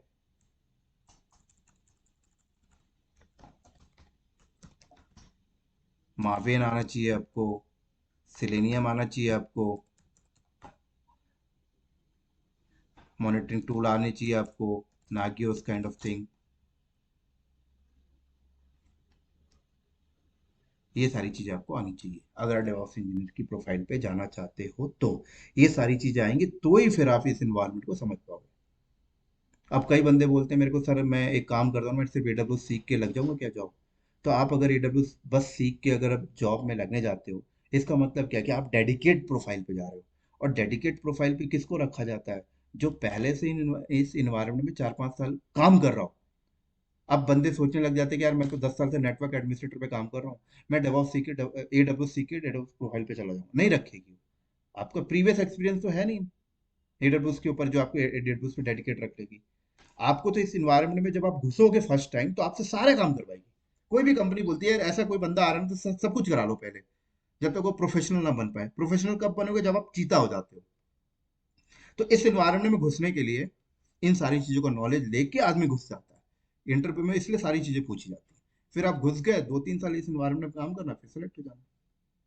तो समझ आ गई what kind of job doing in DevOps profile, ये सारा काम आप कर रहे हो। अब कई बंदे मेरे को बोलते हैं, रुक जाओ, इसका क्वेश्चन सेकंड में बता देता हूँ। How to switch yourself from other IT job to DevOps profile. तीसरा नंबर का आंसर, आप अपने आप को कैसे अदर आईटी प्रोफाइल से डेवॉप्स के साथ स्विच कर सकते हो। देखो, मान लो आप डेवलपमेंट बैकग्राउंड से हो। किससे हो? डेवलपमेंट बैकग्राउंड से। आप डेवलपमेंट कर रहे हो, यहाँ पर जावा में डेवलपमेंट कर रहे हो। आप डेवलपमेंट कर करके थक गए हो, आपकी सैलरी नहीं बढ़ रही है। होता है ना ऐसा? डेवलपमेंट कर करके थक गए हो, सैलरी नहीं बढ़ रही है। तो आप अपनी रिस्पॉन्सिबिलिटी थोड़ा सा ज़्यादा ले लो। रिस्पॉन्सिबिलिटी ज़्यादा का मतलब क्या होता है? आप कंपनी को बोलो कि मैं डेवलपमेंट करने के बाद आगे का स्टेप भी देखने को रेडी हूँ, आगे का स्टेप भी मैं मैनेज कर लूँ। तो आप इन सारे टूल का नॉलेज ले लो डेवलपमेंट के साथ। तो आप कंपनी को बोलो कि मैं डेवॉप्स प्रोफाइल में जॉब करना चाहती हूँ। तो होता क्या है, देखो, डेवॉप्स प्रोफाइल में जैसे ये डेवलपमेंट कर रहा होता है। कई बार ऐसा होता है कि कोड यहाँ पे आया, ठीक है, कोड यहाँ पे आया, कलेक्ट हो गया, कोड की टेस्टिंग हो रही है, सोनार की कोड की टेस्टिंग हो रही है। टेस्टिंग होते टाइम कोई दिक्कत आ गई, दिक्कत आ गई। अब दिक्कत दो चीज से रिलेटेड होगी, या तो कोडिंग से रिलेटेड होगी या तो इंफ्रा से रिलेटेड होगी। कोडिंग से रिलेटेड क्या होगी? उसका कोई सिंटेक्स वगैरह कुछ दिक्कत होगा, या कोई प्लगइन्स वगैरह दिक्कत होगा। या तो जिसके ऊपर कोड की टेस्टिंग हो रही है उस सर्वर में कोई दिक्कत होगा, उसका ओएस प्रॉपर नहीं होगा, या कोई डिपेंडेंसी सॉफ्टवेयर नहीं होगी। ये दो से रिलेटेड इशू होगा। तो जो सिस्टम एडमिन का जो बैकग्राउंड का बंदा होगा, वो तो अपनी चीजें बता देगा। अगर उसके ओएस से रिलेटेड कोई दिक्कत होगी, या उसकी क्लस्टरिंग से रिलेटेड कोई दिक्कत होगी, नेटवर्क से रिलेटेड दिक्कत होगी, तो वो बोल देगा ये दिक्कत है। लेकिन मान लो अगर कोडिंग से रिलेटेड दिक्कत है, तो तब तो नहीं बता सकता। तब तो डेवलपर को ही पकड़ के ले आना पड़ेगा, और डेवलपर यहाँ बैठ के बैठा हुआ है। तो जिस डेवलपर को आप पकड़ के लाओगे और जो इस चीज को बताएगा, वो बोलेगा मैं तो इस इन्वायरमेंट में भी काम करने लग गया, है ना? ऐसी मार्विन के टाइम पे होगा, बिल्डिंग के टाइम पे इशू आ सकता है, सिलेनियम के टाइम पे इशू आ सकता है। तो क्या होता है कि कंपनी यहाँ पर दो टाइप के बंदे रख लेती है, एक सिस्टम एडमिनिस्ट्रेटर और एक जो एक सिस्टम एडमिनिस्ट्रेटर का बैकग्राउंड का बंदा रहेगा, और एक डेवलपमेंट बैकग्राउंड का बंदा होगा, जो कोडिंग से रिलेटेड इशू बता दिया करेगा, और सिस्टम एडमिनिस्ट्रेटर जो इंफ्रास्ट्रक्चर से रिलेटेड इशू होगा वो बता दिया करेगा। दो बंदे यहाँ पे बैठेंगे, दोनों बंदों का प्रोफाइल होगा डेवऑप्स। एक का बैकग्राउंड डेवलपमेंट, एक का बैकग्राउंड सिस्टम एडमिनिस्ट्रेटर। लेकिन दोनों का बैकग्राउंड, एक का डेवलपमेंट है एक का सिस्टम है, लेकिन दोनों को नॉलेज इस एनवायरमेंट लेवल की होनी चाहिए। तो डेवलपमेंट वाला बंदा अपने आप को स्विच करके डेवॉप्स प्रोफाइल पे आता है तो इन चीजों को देखेगा। सिस्टम एडमिनिस्ट्रेटर वाला इन चीजों को देखेगा। फिर इन चीजों को भी सारा देखते देखते दोनों की नॉलेज इनहेंस होती जाएगी, तो सारा एनवायरमेंट समझते जाएंगे। तो इसीलिए कहा जाता है कि डेवलपमेंट का बंदा भी का नेक्स्ट लेवल डेवॉप्स है, और सिस्टम एडमिनिस्ट्रेटर बंदे का नेक्स्ट लेवल भी डेवॉप्स है। अब कई डेवलपर ऐसे थे जो कोर डेवलपर है, जो सिर्फ डेवलपमेंट करते हैं बहुत हाई लेवल पे, वो इधर ही रहेंगे, वो इधर ही रखेंगे अपने आप को। और जो कोर डेवलपर है, हाई लेवल के डेवलपर है, उसकी सैलरी पैकेज ऑलरेडी हाई है यार, उसे यहाँ तक आने की जरूरत ही नहीं है। यहाँ आने की किसकी रेडी होती है? जो एवरेज लेवल के डेवलपर होंगे, जो डेवलपमेंट भी सही से नहीं कर पा रहे, सही से करते हैं बट उतना हाई लेवल पे नहीं, उनका पैकेज हाई नहीं, अपना पैकेज हाई करना चाहते हैं, तो अपने आप को स्विच करके इस एनवायरमेंट में आ जाओ भाई। जब उसमें समझ आ गई, सिस्टम एडमिनिस्ट्रेटर का बंदा यहाँ इस एनवायरमेंट में आता है तो उसका तो फायदा ही है। ऐसे ही मान लो अगर कोई बंदा नेटवर्क एडमिनिस्ट्रेटर में 10 साल से काम कर रहा है, वो डेवॉप्स इंजीनियर में आएगा, तो उसको क्या बेनिफिट होगा? वो DevOps how to manage, how to switch, उसको क्या बेनिफिट होगा? उसको बेनिफिट ये होगा कि इनकी जो नेटवर्किंग से रिलेटेड चीजें होगी, ठीक है, मार्विन की नेटवर्किंग से रिलेटेड चीज, सिलेनियम से नेटवर्किंग से रिलेटेड, एंसिबल से नेटवर्किंग से रिलेटेड चीजें, एडब्ल्यूएस क्लाउड में डेटा सेंटर लगा हुआ है वहां पे नेटवर्किंग से रिलेटेड चीजें हैं।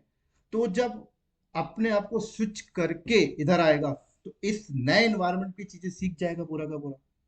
तो अपना जो पहले जो फिजिकल नेटवर्किंग करता था, वो सारी नेटवर्किंग बंदा यहाँ पे करने लगेगा, स्विच करके आएगा। तो वो तो सिस्टम एडमिनिस्ट्रेटर ही है, तो उसको ये बेनिफिट हो जाएगा। ठीक है। अगला क्वेश्चन हमारा ये था, how to manage your previous experience. बंदा अपने पुराने एक्सपीरियंस को कैसे मैनेज कर सकता है। तो ये वैसे ही है, पुराने एक्सपीरियंस को कैसे मैनेज करेगा। डेवलपर है, यहाँ पे आके अपना पुराना एक्सपीरियंस यहाँ मैनेज कर लेगा। कोई सिस्टम एडमिनिस्ट्रेटर है, लिनक्स एडमिनिस्ट्रेटर है, तो जब वो यहाँ पे आएगा तो देखेगा, अच्छा मैंने पहले ओएस मेरा ऐसा चलता था, अब ओएस ऐसा है, इनमें ओएस ऐसा है, इनमें ट्रबल शूटिंग, ये सारी चीज देखेगा, तो उनका पुराना एक्सपीरियंस यहाँ पे काम आ जाएगा। ठीक है। कई टेलीकॉम सेक्टर के बंदे हैं जो 8 साल से टेलीकॉम सेक्टर में काम कर रहे हैं डिफरेंट एप्लीकेशन में। जब वो इन चीज़ों को लर्न करेंगे तो उनको भी समझ में आएगा, अच्छा पुराना एक्सपीरियंस को मैं ऐसे मैनेज कर सकता हूँ। ठीक है। वो तो आप आईटी ही बैकग्राउंड से। हाँ, कोई अगर नॉन आईटी बैकग्राउंड से, उसको थोड़ा सा दिक्कत होती है। कोई अगर नॉन आईटी बैकग्राउंड से, मेडिकल से है, फाइनेंस से है, कहीं से है, उसको थोड़ा सा दिक्कत होगी, क्योंकि उसने कभी आईटी पे काम ही नहीं किया, तो उसको बहुत समस्या आती है। तो अगर आप आईटी बैकग्राउंड से हो, मान लो आप टेलीकॉम सेक्टर से हो या नेटवर्किंग से हो या ओएस से हो, तो आप आईटी का ही हिस्सा हो, आपको सारी चीजें बहुत जल्दी से अच्छे से कोरिलेट आप कर पाओगे, क्योंकि आईटी का ही नेक्स्ट लेवल है। आईटी में जो पहले काम होता था उसका ही नेक्स्ट लेवल है, तो आपको दिक्कत नहीं आने वाली। ठीक है। तो इस तरीके से आप अपनी प्रीवियस एक्सपीरियंस को मैनेज कर सकते हो। आप कंपनी में बोल सकते हो कि मैं पहले जिस कंपनी में था वहां पे ये इन्वायरमेंट चलता था और मैंने थोड़ा बहुत काम भी किया, और लर्न करके सारी चीज सीख सकते हो। ठीक है ना। अगला क्वेश्चन हमारा क्या है, how to get job fresher का। फ्रेशर बंदे कैसे जॉब ले सकते हैं। तो देखो, फ्रेशर बंदों के साथ बहुत बड़ी समस्या आती है। फ्रेशर बंदों की तो समस्या ये आती है कि आजकल आप जब कॉलेज में रहते हो तो आपको सिर्फ लैंग्वेज से रिलेटेड चीज़ें वहाँ पे सिखा दी जाती हैं। ठीक है। और लैंग्वेज से रिलेटेड अगर आपको सारी चीज़ें आती हैं, इसका मतलब होता है कि आप ऐसा किसी कंपनी में आपने ऐसा कैंपस सिलेक्शन हो गया, तो ठीक हो गया। आप किसी कंपनी में ऐसा कैंपस सिलेक्शन आपका हो गया, तो ठीक हो गया। आपने जावा बेस सीखा तो जॉब लग गई। 2-3 साल वहाँ पे सरवाइव करोगे, तब तक आप सारी चीज़ समझ भी जाओगे आगे क्या चल रहा है। लेकिन कैंपस बेस सिलेक्शन नहीं हुआ तो क्या करो। तो जब कैंपस बेस सिलेक्शन नहीं होता तो बंदे डेवलपमेंट से रिलेटेड जॉब सर्च करते हैं। तो डेवलपमेंट से रिलेटेड जब जॉब सर्च करते हैं, मिल गई तो ठीक है, नहीं मिली तो।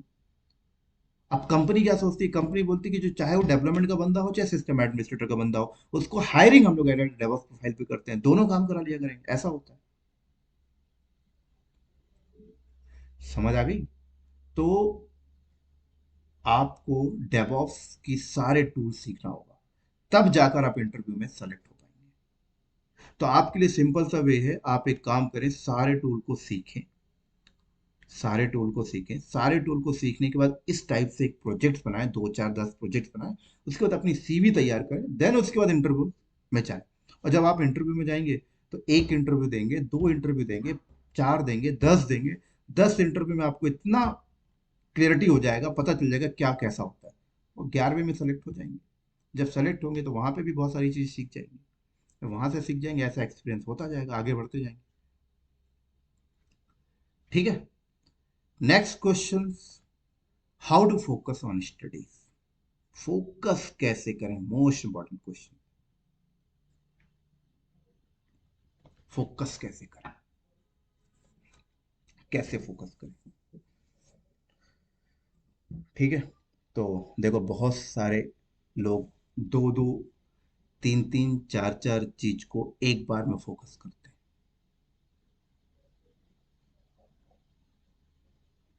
राइट। बहुत सारे बंदे मेरे पास ऐसे भी आते हैं जो साइड बाई साइड बैंकिंग की भी तैयारी कर रहे हैं और side by side in tool की भी तैयारी कर रहे होते हैं। तो फोकस आपको एक चीज करना है। फोकस कैसे करना है, देखो, अब अगर हम लोग बात करें, इतने सारे टूल को कितना दिन लगेगा सीखने में। इतने सारे टूल को कितना दिन लगेगा सीखने। ठीक है। तो इन टूल को दो तरीके से सीखा जाता है। पहला तरीका ये होता है कि हर टूल के ऊपर 10 से 20% की नॉलेज आप ले लो, मतलब जितनी नीड है। हर टूल के ऊपर 10 से 20% की नॉलेज लो। लिनक्स के ऊपर 10 से 20% लो, एडब्ल्यूएस के ऊपर, एजोर के ऊपर, जीसीसी के ऊपर, डॉकर के ऊपर 10 से 15 20%। हर टूल के ऊपर 10 से 20% की नॉलेज आपने ले ली। अब 2 महीने 2.5 महीने, मैक्स से मैक्स 3 महीने में कवर कर लो। लेकिन वो जो 10 से 20% की नॉलेज है, वो कहीं ना कहीं इंटरव्यू में आपको डिस्टर्ब करती है। आपको कम से कम 60+ परसेंट की नॉलेज होना चाहिए पर टूल के ऊपर। मतलब लिनक्स के ऊपर 60% की नॉलेज होनी चाहिए, कम से कम। 60 से ऊपर तो अच्छी बात है, हर टूल के ऊपर 60%, तो आप जाके अच्छे से इंडस्ट्री में काम कर पाओगे और उसको इंटरव्यूअर को अच्छे से आंसर दे पाओगे। हर टूल के ऊपर 60% से ऊपर। और हर टूल के ऊपर अगर आप 60% से ऊपर की नॉलेज लेने का सोचते हो तो टाइम लगता है दोस्तों। अगर आप ट्रेनिंग करते हो तो आप समझ लो मैक्स टू मैक्स 2 साल लगेगा आपको। मैक्स टू मैक्स 2 साल अगर आप ट्रेनिंग करते हो। कैसे? देखो, आप ट्रेनिंग करते हो इसका मतलब आप पहले लिनक्स की ट्रेनिंग करो, फिर एडब्ल्यूएस की। और लिनक्स की अगर आप ट्रेनिंग करते हो तो कोई भी अगर आपको ट्रेनिंग देता है तो एक दिन में 2 घंटे देगा। और मान लो कई लोग बोलते हैं ज़्यादा, 4 घंटे हम कर सकते हैं, 5 घंटे कर सकते हैं। तो कितने दिन आप 5 घंटे करोगे? माइंड आपका हैंग हो जाता है। तो और सामने किसी के पास टाइम भी नहीं होता कि आपको 2 घंटे से ऊपर डेली दे। मान लो आप किसी भी के साथ भी ट्रेनिंग करते हो तो 2 घंटे करते हो एक दिन में, तो 1 महीना आपका, 1 से 1.5 महीना आपका लिनक्स, 1 से 1.5 महीना एडब्ल्यूएस, ऐसे कैलकुलेट कर लो। मैक्स टू मैक्स 1.5-2 साल आपको लग जाएंगे। कई बंदे मुझे बोलते हैं सर आप ट्रेनिंग दे दो, सर हमें इस चीज़ की ट्रेनिंग दे दो। मैं ट्रेनिंग क्यों नहीं देता? मैं ट्रेनिंग इसीलिए नहीं देता क्योंकि मेरे पास इतना टाइम नहीं है कि मैं डेली 2 घंटे आपको दूं। और अगर मान लो मैं डेली 2 घंटे दूं भी और 2 साल में जाके इन चीजों को कंप्लीट करूं, तो आप मुझे बताइए मेरा वर्थ कितना होना चाहिए? कम से कम 1 लाख फी होनी चाहिए पूरे डेवॉप्स की, पूरे टूल सिखाने की। 1 लाख से ऊपर ही 2 साल दूंगा। समझ रहे हैं? और आपके पास भी इतना टाइम नहीं कि आप 2 साल तक वेट करो इन चीजों को सीखने में, क्योंकि ऑलरेडी इतना पीछे हो चुके हैं। तो इसका सोल्यूशन मैंने क्या किया, इसका सोल्यूशन मैंने ये किया, हर टूल की वीडियोस मैंने बना के रख दी। हर टूल की मैंने वीडियोस बना रख दिए, 60% से ऊपर ऊपर नॉलेज के साथ। सब 60%, 80%, 100% तो नहीं है। 100% तो देखो, कोई भी टेक्नोलॉजी 100% पूरी नहीं होती, कहीं ना कुछ मिस ही होगा, अपडेट होता ही रहता है। 60% से ऊपर मेरे पास हर टूल की नॉलेज है। हर टूल की नॉलेज के ऊपर वीडियो मैंने बना के रखी। आप मेरे से वीडियो बाय करो, देन उसके बाद आपको पढ़ने का फोकस कैसे करना है देखो दिखाता हूँ। डेली आप 4 घंटे लर्न करो, डेली 4 घंटे लर्न करो। डेली 4 घंटे कैसे लर्न करो मैं बताता हूँ। आप टाइम मैनेजमेंट सीखो। टाइम मैनेजमेंट मतलब आप जैसे अपनी घर से ऑफिस जाते हो या कैब में जाते होगे, मेट्रो में जाते होगे, जैसे भी जाते हो। मान लो आप मेट्रो में जा रहे हो तो बहुत बढ़िया है, कैब में जा रहे हो तो भी बढ़िया है।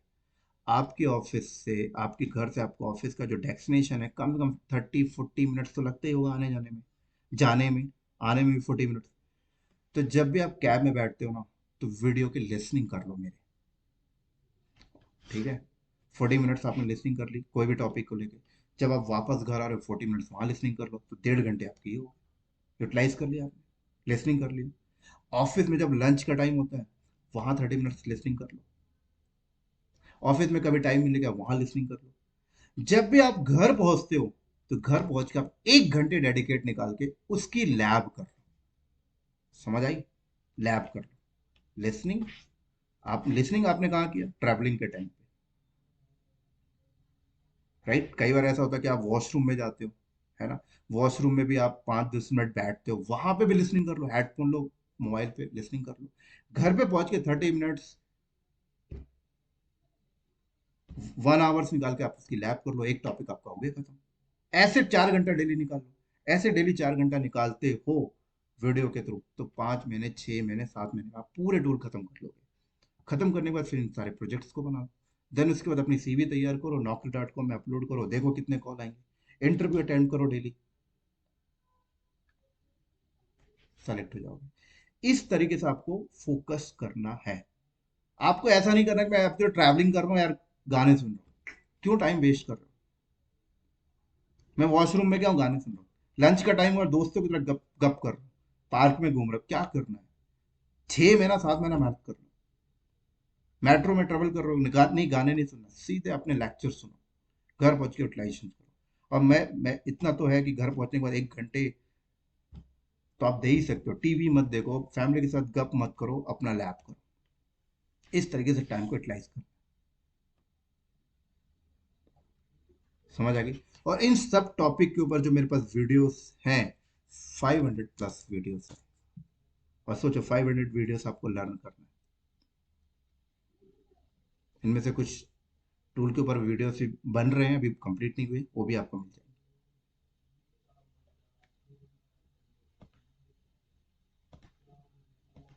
ठीक हो गया। तो फोकस आपको करना है। आप कंपनी में जाते हो, बहुत बार ऐसा होता है कि आपके बॉस से डांट पड़ती है, तो आप कहीं डिस्टर्ब होते हो, डिस्टर्ब होने की नीड नहीं है, आप सिर्फ लर्निंग में फोकस करो। डेफिनेटली मैं चैलेंज करता हूँ कि अगर आपने सारी चीजें लर्न कर ली, तो आप डेवॉप्स प्रोफाइल में एंटर कर सकते हो। तो यहाँ पर हम लोगों ने जो आज डिस्कस किया, कौन कौन से क्वेश्चन डिस्कस कर लिए, IT process management, what kind of job doing in DevOps profile, how to switch yourself from other IT job to DevOps profile, how to manage your previous experience, आप अपने पुराने experience को कैसे manage कर सकते हो, how to get job, fresher guide, ये हो गया हमारा, how to focus on study, ये हमने डिस्कस कर लिया। और ये सारे टॉपिक को डिस्कस करने के साथ साथ हमारा डेवॉप्स का इंट्रोडक्शन भी कवर्ड हो गया। ठीक हो गया दोस्तों। तो मिलते हैं नेक्स्ट वीडियो में बहुत ही जल्दी, तब तक के लिए बाय।